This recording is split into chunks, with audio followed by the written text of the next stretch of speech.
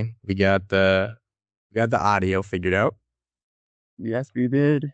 Can you hear me okay too? I'm not cutting out or anything. I can. It's not very good. Clear. Okay, cool. Well, Evan, thank you for being on. We've been talking for the last like 10, 15 minutes. There's a lot of stuff that we can talk about. So yeah, I'm excited for it. Um, Yeah. yeah, where I kind of want to start is where we met because I think the story of like we've only met in person 3 times. Yeah, 3 times. Yes. Yeah. Yes, Exactly. but like continued to be friends for going on 5 years, 4.5 years or so. Um, hmm or no, a little less than that because it's January of 2022. So three Just years. started 2022. Yeah. Yeah, yeah, 3 years. So, um, yeah, G1M marathon weekend. Go on One more weekend. marathon weekend. Yeah, that was a good time. Um, yeah, why don't you go ahead and kind of explain what that weekend was and how we ended up in a random Airbnb together with some other strangers in Central Texas. Yeah. That's a pretty crazy story, like how that came to be. We're all followers of course, Nick Bear's brand, Go One More. And we all kind of like to set those athletic goals, go out and chase them, no matter where it takes us, whether it's local for you, like in Michigan, or traveling across the country to go run his marathon. It's pretty special. So to have the opportunity to go to his race down in Austin that he put on his sub 3 course, right? Is Yeah, that it? yeah. Yeah, that's what it was. Yeah. It's like he ran a sub 3 hour marathon out in kind of the back roads of Texas. And then he decided to put on that race for, I guess, his supporters and the public to enter into. And we both put our name in, got picked for that, as I can remember. Yep. Yeah, yeah. Yeah. Yeah. I think there was I don't know why it stuck with me, but I'm pretty sure there was about 300 people that got in from the lottery. So like Yeah. and a relatively small pool compared to especially now BPN has like millions of followers, 100,000s for sure. Um, Yeah. so like the thought of getting into one of those races is pretty cool. And then yeah, like you said, race was in Texas, so we needed to figure out a place to stay. I think it was just like a Facebook page, right? Like people were just looking for places to stay and um, Yeah. I know. I think Adam Klink was like the director of it. And he created like that Facebook page for all the entrants. They had to get like approved, but we could all enter that page and kind of chat about our training. And then um, I guess just what we were expecting for the weekend and kind of to get us all excited. And we could like meet up and do a shakeout run ahead of time as part of it as well. So I think that was really cool getting all in a big group with individuals that had the same like kind of ambitions and like personalities and kind of let them chat it out. And that's where we all met each other. It was just a group Facebook page, which is pretty crazy. yep. And I remember I think I was like the first person in. And this is kind of cool. Because like the Austin airport is in downtown. So like we all flew in at separate times and then we all just met up. Hmm. Did you come to that coffee shop that I was at? Do you remember that? Or were you not there? I know I ours. saw that. Okay. So when I flew in, I still had some school to do. So I went to this coffee shop and it was Allison and maybe Ray came to the Okay. coffee shop. But now that I live in Austin, I went on a run like one of the first couple weeks that we lived here. And Yeah. I came across this coffee shop. I'm like, why does this look so familiar? Like I feel like I've been here before. And it was the coffee shop. I had no idea where it was in Austin. But yeah, so I've been there again since then, which is pretty crazy. Oh yeah, so we got an Airbnb, just a bunch of strangers, and then Yeah, we all kind of clicked on like the group chat or on the comment sections, and I think we added a few people to make was it 5 of us in total? yeah, I think it was Yeah, there was Ray, there was Jackson, I think there was Allison, like you said, and I think it was Jules. I think it was. yeah, us all of us together in that house. Is about like an hour, not even an hour, like half an hour away from Austin ish. Yeah, it wasn't too far. And then the event was half marathon, full marathon. I think you ran the full marathon, right? I did. That was like my second like timed marathon that I was actually going for like a PR. So I was a bit nervous. Yeah. That was an awesome like opportunity to have that be one of my first. I still was kind of so ignorant, a bit ignorant with the marathon and like didn't really know what to expect. So to do it there was pretty special. Yeah, that was a cool, man. What would you say is like your biggest takeaway from that whole weekend? Because basically, all these people from across the country. I don't remember if there was any international folks, but all these people from across the country, strangers that come to do half marathon and marathon. So do the same thing. They're all like minded, but you're just doing it with strangers. Like there's no like close friend to support you. You're being supported by like the four other people in an Airbnb. Is there anything now that you've done some pretty crazy races that you still kind of carry with you from that weekend, or things you learned from that weekend? Yeah, that race definitely sticks in my mind because it was one of the first marathons I did, and like how unique it was and how different it was, as it was kind of like a competitive marathon where you weren't racing really against anyone else, but you're racing against kind of just yourself and trying to set the best time as you possibly could. There weren't like elites out there. It was kind of just the everyday Joe that likes to train and like the values of VPN and go one more. Yeah. That's what made it really special for me. I also thought it was really unique too how like personal Nick made the race for everyone. Like I remember he showed up and he like there was only what did you say 200 people or 100 people there? It was all right. Yeah, I just think 300 was the 300. size. Okay. Yeah. I remember it being really small and like there was no crowd or like crowd support allowed. Like no one was allowed to show up to the ranch or on the race course the day of the race. So it was super quiet. But yeah, he made the race like so personal and like he went up to everyone that wanted to talk and he chatted with them and asked where they're from.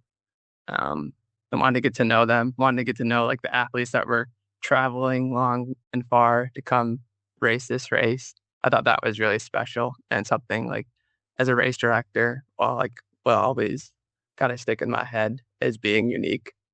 Yeah. And then yeah, it was super unique as well because the course was so it was like in the middle of nowhere in these Texas back roads and like partial gravel, partial dirt road. It wasn't like really I mean, there were some paved sections. I would say like half of it was paved, but like half of it was gravel and dirt. So it wasn't the traditional road race. Um, and it was also just super quiet on the course. Like I remember getting out to like the halfway turnaround point and it's just being dead. So there's not a whole lot of energy to feed off of. And it's like really a mental race, which is kind of like a trail running race in a way, but it's a road race technically. So that's what really stood out to me. I don't know what stood out to you. Yeah, I mean, kind of similar things, like just the community aspect. Like when I think about what I'm doing now with this podcast, is like one, trying to reconnect with people maybe I haven't talked to in a while, and two, like down the road, I would like to turn it into something that like maybe I met the person one time and it's like let's go talk about something. And so I think that like community piece of like getting to know people and then just rallying behind them and supporting what they're doing. I think that was my biggest takeaway because the race itself, like I had good intentions. I did the half and I have good intentions, we'll say like 3 or 4 months beforehand. And I was training pretty consistently. And then life got in the way. And I remember showing up to the race and it's like, okay, well, I haven't ran actually in a month, maybe. Yeah. But what you said with it being entirely yourself out there, I remember hitting the turnaround. So I would say that was probably mile. We'll say like 7.5, 8. I don't know if you remember the course like specifically, but I think it was probably around 7.5, 8. We started like gradually climbing. I think it was paved as well. But it was like maybe like a quarter mile, like the only elevation on the whole freaking route. Yeah. Yeah. And I know, Remember that. yeah. And the only reason I remember it so specifically is because there's 300 people on the course. It's an out and back. And for the marathoners, it's an out and back times two. And I hit that stretch. It was a straightaway. And like Mm. there was not another runner in sight. I like somehow found myself in like Yeah.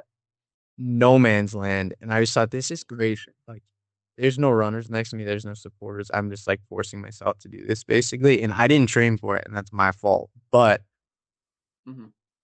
you're like basically relying on like mental toughness or like yourself to get it through. Like, why in the back of my head, I remember being like, only reason I'm doing this is because I want to do it. And so, just to answer your question, what were my takeaways? It was the community aspect, but I also would say probably once a week or once every other week, like on a long run, I'm by myself. I like, I feel like most runners do this, but I talk to myself sometimes and I'm like, this is sick because the only reason I'm out here is because I want to do it. And I feel like that was a turning point, that G1M marathon weekend. I don't think I ever like told myself that until that day. And now I say it to myself once a week or once every 2 weeks or so. It's something I think about. So yeah, Yeah. definitely a beneficial weekend for sure. Oh yeah, I loved it. I always look back on it. I still wear the shirts. I even wore that shirt, the race t-shirt. I still have it. 3 years later, I wear it today just for this, like a special occasion. So I went to like the other races that he's put on too after that, and they've all been super fun. Sick. Races. I didn't make the last man standing one, but the second marathon I did and the survive the night race were both That's sick. almost as cool as the first one. But the first one was definitely the best. It was special for sure. Okay, well let's move on to what you did next because since you're 22, you've done so many cool things. I'm Uh, busy. you have been busy to say the least. I guess first question, and I sent this to you before we started recording the show. So you did Yeah. Hennepin 100 in that was October or November of 22. Yeah, that was the same year, just later that year. Correct. Yeah. Yep. Which when I was doing my prepping for this episode, I was like, holy shit, that was the same year. That felt like a 2 year gap. Crazy. But yeah, that was Yeah. 1 year. Was Hennepin first or did you get into CrossFit first? Hennepin was like a lot earlier, a lot before, like much like further before that. Yeah, I didn't Okay. start CrossFit until 2024, so it's still relatively new to me. But Okay. Okay. yeah, Well, Hennepin was the first thing, first big thing, I guess, on my radar after that marathon. yeah, let's talk about that. And we can talk about CrossFit shortly after. But Sure. Hennepin, what made you want to do? You said the G1M was only your second like time marathon? Oh yeah, in 2020, I kind of had like some COVID rage and went out and ran an unsupported marathon as my first one. COVID Um, rage. but yeah, I ran the Carmel Marathon, I think. Okay. That was my first like time marathon. That was right out of college. That was 2021, or after COVID was like ending. Okay. So that was my first one, and then the G1M was my second official like timed one. But yeah, and it's And been like, like the first kind of scary thing I think that I did that was kind of way out there in terms what, of a what challenge. was your like mindset? Because first off, a 100 miler is just wild in the first place. And then secondly, like finding one that you're interested in. And then I think last and most importantly, out of all places in the United States, Hennepin, Illinois, of all places, what what brought you to doing that race? Yeah, it's interesting. I think at the time there are a lot of documentaries and there's a lot of hype around the 100-mile distance. It was getting a lot of attention, I think, on YouTube. And I think just the number 100 is like, well, that's so far. Like 99 miles, not as much of a deal, but 100 miles, crazy, like triple digits. It's fun to see like how far the body can really push itself. I know you can push yourself to the limits during the marathon, Yeah. running those like faster paces, but could I do that for a really long duration? That might require like almost a whole day or a whole day or more effort to get through and didn't know how my body would hold up. Turns out it's really hard. Even on like a flatter course like the one we ran, it was still super challenging for someone that just got into running like 2 years previous to go out and put that much of an effort like Yeah. forward to finish something. So And it it was was, great that you were there. yeah, I look back at that, and for people listening, so Evan ran his first 100 miler, and he asked me to help crew the race, which was awesome. Yeah, I like he's one of the first people I asked. I was like, Yeah. I didn't expect him to say yes too. It was so funny because like I know he's like was up north at the time. I'm like, it's quite a long drive. You got to through like the whole state of Wisconsin, and I'm not like really offering much in return other than like it'll be a good time. Like come on down. But he was like jumped right on it right away, and I was so excited to have someone that I knew like loved running and wanted to be there. I think that's the number one thing. Someone that really wanted to help me and was on my side, supporting me, which was super, super amazing. Yeah, I remember. I don't necessarily remember when you asked, but you did. And I instantly was like, yeah, of course. Like I was just in school. I think I was like um junior year. Maybe that was my senior year. Like fall of senior year for me. Because that was, that was I 20. think it was towards the end. Yeah, that was 2022. So that would have Yeah. been October. That was the fall of my senior year. So I'm like, okay, I'll just have to miss class. Like, okay. So I remember driving down there, and we stayed in that like cabiny Airbnb, and it was Yeah, your dad and I. it's down there. So it was pretty nice for what we had. Yeah, Yeah, it was perfect. But I think for me, what I remember the most from that race, there's a couple points. yeah. I remember the start, because it was just like you're just in a park, and all of you guys just like ran away. There's bells going, and you're just like watching people go off into the distance. And then that was like also the first time and only time I met your dad. And we went and got breakfast at a diner. What you started your own. Um, but at mile 50, maybe a little before it, I think there was a aid station at maybe, or we'll say like 46, something like that. Yeah, And I remember you were at 50 waiting for you, and it was like I remember 46, you weren't doing too hot. And yeah. I remember at 50, we were like waiting and waiting and waiting. We are like, okay, is he doing all right? Where's Evan? And then you came in, and that's when I jumped in and started pacing you at 50. And I think for the first 2 miles, I don't know if we did any running because your body was just so broke. My body was not built for that at all at the time, which was funny because like you look back, there's like kind of an ignorant side to it where like I thought I trained and I did train, but like probably not to a level that you should be training for like 100 miles. Mhm. Luckily the course was pretty flat. Like there were almost no like real big hills in it, very small ones. But yeah, like my knee felt like it was like just destroyed at mile 40, and I was walking and I was like, how am I going to get through this race? I still got 60 miles to go. I might have to like hobble and like walk the rest of this thing.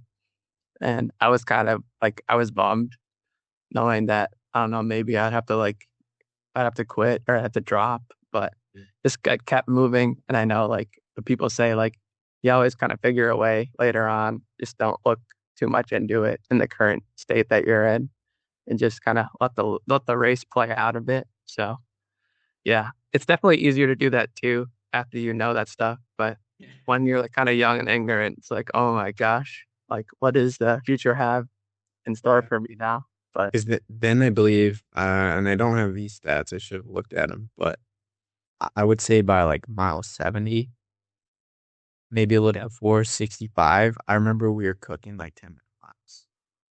yeah, He's not that fast, but it was like 10:30s, 11s, 12s. Like you were moving compared to where you were at Mount 50. So you definitely got another resurgence, and you finished strong. And for sure. Yeah, I think that's a crazy thing about those 100-mile races is you can feel like so crappy and like you can feel a little bit broken at some points, and maybe you feel like your hamstrings are gonna explode or your knee hurts or your hip hurts or something. But a lot of those like things you can work through. Of course, like if you're in a ton of pain, then probably you should sit down and get that addressed. yeah. Kind of look into that more. but a lot of that stuff is kind of temporary and your body can kind of adjust over time, which is pretty cool, like how resilient the body is. But it's easy to get in your head, I think, when those like little things start popping up and you can kind of yeah, fall into a kind of a sort of despair there easy if you look into it too much. So yeah, just live in the moment. And I think things will always play out in your favor. Yeah, I mean, that's a good thing to take away from that. Well, let's do biggest takeaway from your first 100. You've now run 3, so we can talk about Yeah. 3 right after that, and then I think it'd be cool to kind of compare that first one, and then more specifically like Western states because we just did it. But yeah, talk about number 2, and then let's get into Western states. Yeah, it's tough. Um, like they talk about not like the second 100 I did. Yeah. High Lonesome 100 was the second 100 I did. That was a bit of a switch up from Hennepin 100 just because it was in Colorado and like the Rocky Mountains and at elevation for a whole race. So it was a big switch up. That was in 2024. So I had 2 years kind of in between the Hennepin one and this one to prepare. I definitely dialed in the training a whole lot more, just a lot more volume, um, a bit more like cross training, just getting the body and those other muscles developed. Is that when CrossFit got in the picture too? Because I want to make sure we touch that. Yes, And definitely. was that mostly for like the running benefits, or is that something that you thought was interesting? And then, at least from my Instagram, looks like there's a pretty sick community that you're a part of in Madison with the CrossFit stuff. Yeah, it's super special here. And I think this community has just helped me propel myself in kind of a whole nother level of like training. And I also enjoy the training a whole lot more than I ever have in the past with that whole community That's awesome. side and aspect of things. That first 100-mile race, I think it was great in theory, but it hurt a lot. And I don't think I was prepared. I don't know how prepared you can be for 100 miles, but yeah, getting into that CrossFit scene, building a little bit more strength in both like the legs, but also core and upper body, Yeah. um, definitely helps. It doesn't translate exactly over to running, but um, definitely those endurance events when you're kind of falling apart, having a stronger body Sure. definitely helps out. And all those lactate threshold workouts as well too in CrossFit Okay. can help you push through those really tough moments that you experience in 100-mile races. I think that just translates over really well. Okay. Um, Yeah. Oh, knowing how to work through those movements. But yeah, it's been a great experience, and I think that's really helped me get to that starting line at High Lonesome in 2024. That was just about a year ago. So crazy. yeah, yeah, High Lonesome was great. It's a really hard test for me, given I've never even been at altitude before. Like, it was the first race I've ever run at altitude, and it was 100 miles. Um, just like about an hour west of Denver, just about an hour south too of Floodville 100, the other big 100-mile race out there. But Yeah. yeah, it was 23,000 feet of elevation gain, and yeah, I felt every foot of it. It was a good challenge, but it was probably the most beautiful and scenic run I've ever been on. So it's that good disparity of like pain and also just pure beauty and bliss. Yeah. So that race probably always be like in my head, just one of the best races I've ever run. That's crazy. Yeah, I'm sure that was a pretty awesome experience. And like I did, I think it was the same time because you also asked me to help out with that one, but I couldn't do it. Um, Oh yeah. Yeah, I think you were doing more like schooling and like you were trying to figure out things with work. yeah, Well, I was in grad school, and I want to say, was that at the beginning of November? Was High Lonesome at the beginning of November? it was in July. July of Oh, 2020. that's what it was. Yeah. I was in You were moving. I was in California and I was moving. Yeah. Yeah. I remember that. Yeah. Yeah. You wanted to come, but I appreciate it. Yeah. I did want to. Um, because I did, just to your point of like you're in pain, but also like it's a really beautiful run. I did trail marathon in Moab, fall of Yeah. 23, and like it's not a 100 miler, but also bit of a pattern. I was not prepared to do a trail marathon. Um, and by the Mm. count 20, my legs broke down. But it's like this is so beautiful, but at the same time, I'm hurting. So I totally get that. What was your? So you finished Hennepin, and then like yeah, there was a little bit of a gap, like years wise, when you did High Lonesome. Yeah. When you It when was about 3 years, so the last year and a half. yeah, something like that.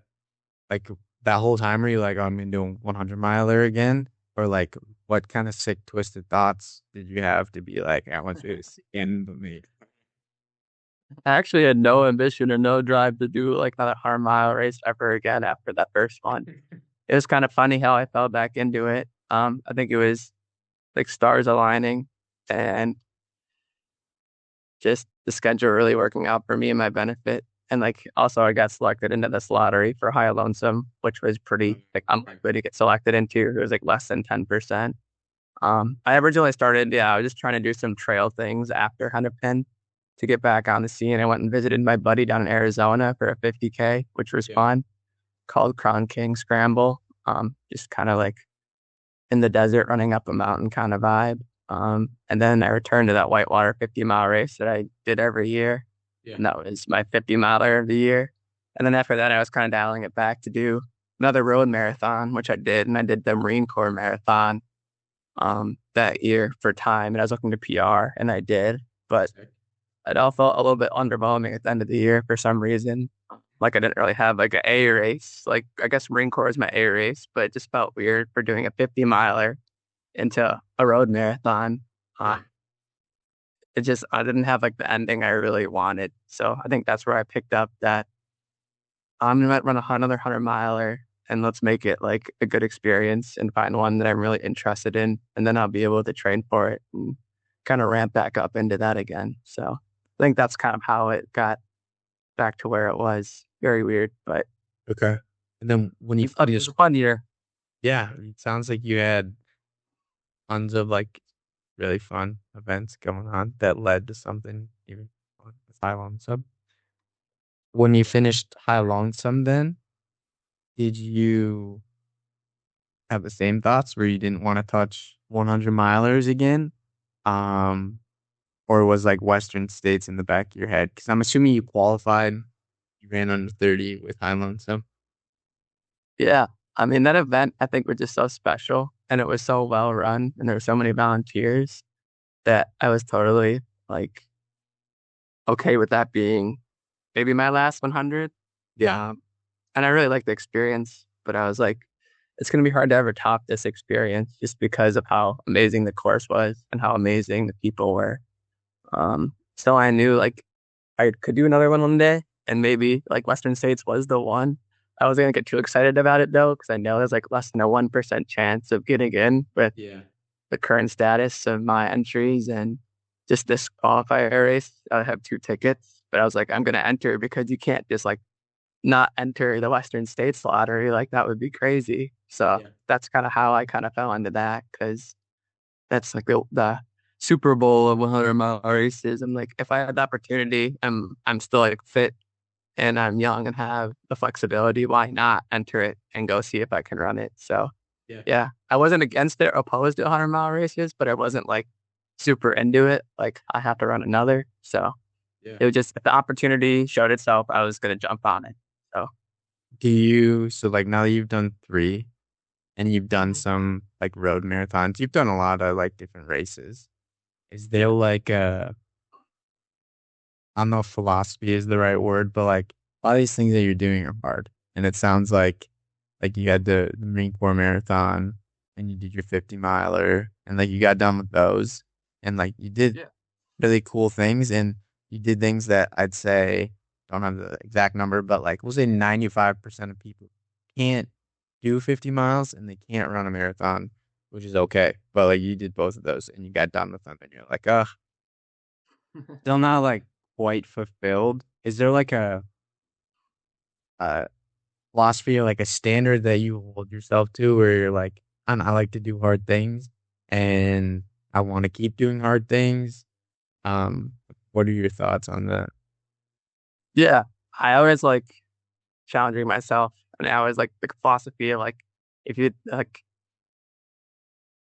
you don't challenge yourself, like nothing's ever gonna change. You're kind of just gonna be stagnant, and you're gonna sit in like your current like state, and nothing's really gonna be given to you. So go out there and push the envelope and see where you can get. And I think that's kind of always what I've lived by since like 2020, graduating college. Things aren't really going to be handed to you. You're going to have to go out there and kind of reach out for things and attack things and look for opportunities yourself. So that's kind of where I've grasped all that. It's really counted towards like my race schedule. I think that's where it's shown the most.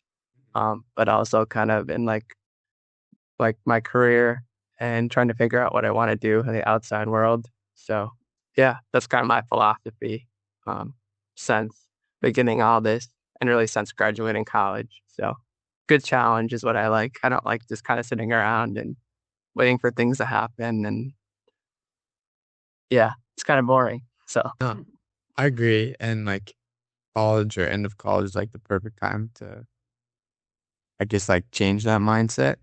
But knowing now for like, yeah, I don't know, a little while for me that we were gonna have this conversation, and then you yeah, just did Western States, I've been like just thinking about it because I've been really looking forward to what like we get to talk about and the 100 yeah, milers and like yeah.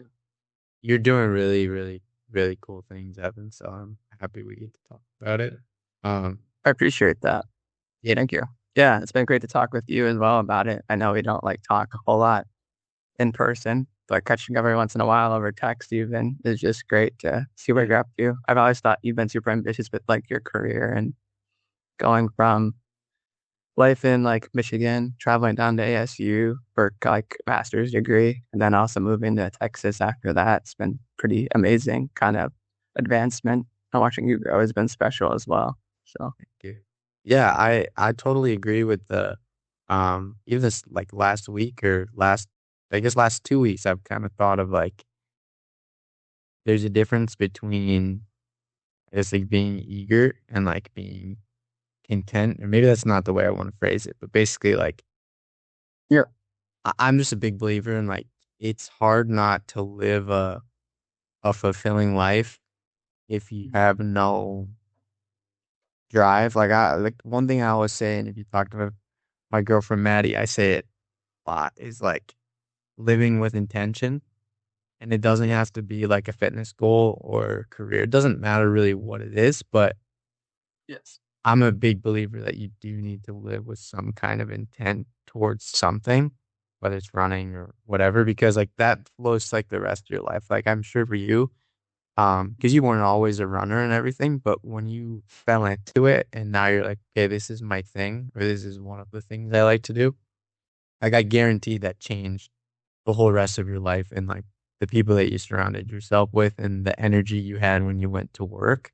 And now I feel like for you, you're at a really good spot where like you really know what you like and like you're really becoming your like, whole Evan self. And it's because you're intentional about like what you're doing with your fitness and other things. But exactly. 100%. I agree. It's been an interesting journey, and I don't think I fell into running because I love running specifically. I love being active, and I think that's helped me get like healthier as a human, lose a little weight, get better endurance and cardio. But it's really the people around running that's have helped me fall in love with running, the community, just so many like-minded individuals that not many people that want to go out there and run like half marathon on a Sunday and just chit chat about life. yep. It takes like some people that are kind of special and want to put themselves through a little bit of adversity. I think that translates over to their personal life. So they have the same kind of characteristics and qualities as I want to have. Um, so it's easy to relate to them, and they'll also be there to support me through like thick and thin in tough situations. And that's where I found some of my best friends, like you, um, through those events and training and everything like that. So it's kind of a lifestyle outside of just the sport of running. It's a whole world and a whole community. It's Yeah. really special. Yeah, agreed for sure. It's like I didn't grow up running either. And I mean, for both of us, we kind of got exposed to it because of BPN and Nick Bear in like 2020, 2021, when he was really breaking into the scene. Like, I think he exposed that endurance world to a lot of people.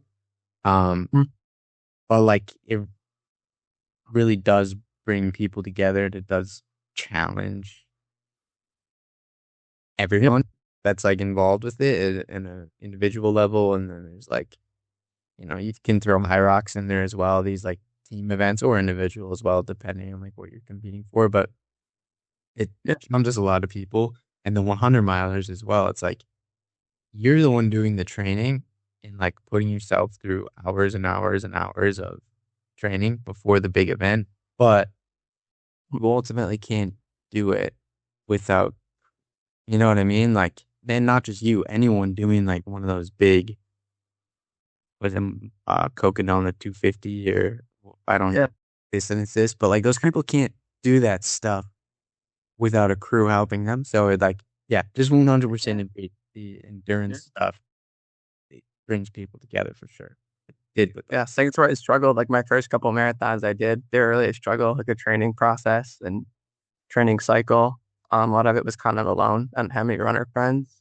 Yeah. So going out there and getting that done was, I think, harder than it ever had been, or kind of has been in the last couple of years, because I was doing it all solo. And I mean, it was harder to chase those goals in the beginning as well.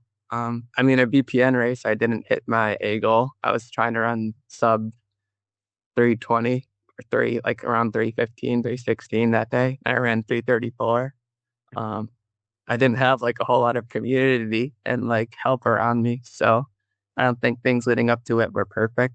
I mean, I was doing my training, but nutrition and also just like other things like daily life weren't perfect. So I just needed, I think, more support around me. And Yeah. that community definitely helped out in my like latter years um, immensely with trying to do like these 100-mile races or running like the low threes like I'm trying to do now in the marathon, which is Yeah. super crucial. So Yeah. it's good to have family and friends and all that to help support you and what you want to do. So Yeah. It's a big part of it. Well, we've you got have my first entry into that, I would say. Like agreed. Yeah. when we met you guys, that was probably the first real time I was like thrown into that community aspect, which is great. Yeah. Yeah. Same for me, honestly. Um, but we have about maybe 30 seconds left. I said we were gonna hit time. Um, but that's good because we're just gonna have to do another episode. So yeah, Sure. down the road we'll just have to record again. Sounds good. Awesome, man. I enjoyed talking to you. Yeah, you too.